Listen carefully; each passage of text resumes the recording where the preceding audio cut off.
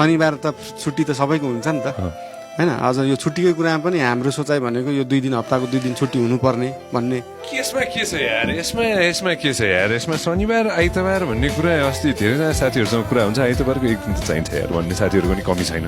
तपाईँको 365 दिनमा जसले चाहिँ एक दिन पनि काम गर्दैन नि त्यसले चाहिँ के भन्छन् भन्दाखेरि 2 दिन बिदा भयो भने त केही कामै हुँदैन त्यस्तैले भन्ने। जसले साँच्चै काम गर्छ नि तिनीहरूले हप्ताको एक दिनमा पनि धेरै ठुलो काम गर्न सक्छन् क्या।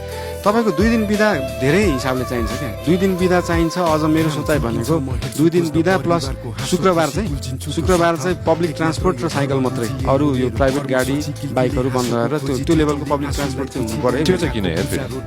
त्यो तपाईँको यो कल्चर डेभलप गर्नलाई भनेको 3 दिन तपाईँको ओपन भयो नि त। त्यसले गर्दाखेरि तपाईँको यही लोकल टुरिज्म पनि बढ्यो, बाहिरको टुरिज्म पनि बढ्यो। 3 दिन चाहिँ एकदमै ह्यासल फ्री नै हुन्छ क्या त्यो भने।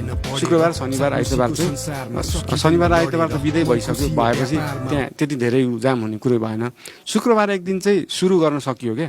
तपाईँले पब्लिक ट्रान्सपोर्ट मात्र युज गर्ने भनेपछि जसले चाहिँ यो कुरा बुझ्दै जान्छन् त्यसले त होइन यार यो गाडी भन्दा त पब्लिक ट्रान्सपोर्टमा सजिलो हुँदो रहेछ भने चाहिँ कल्चर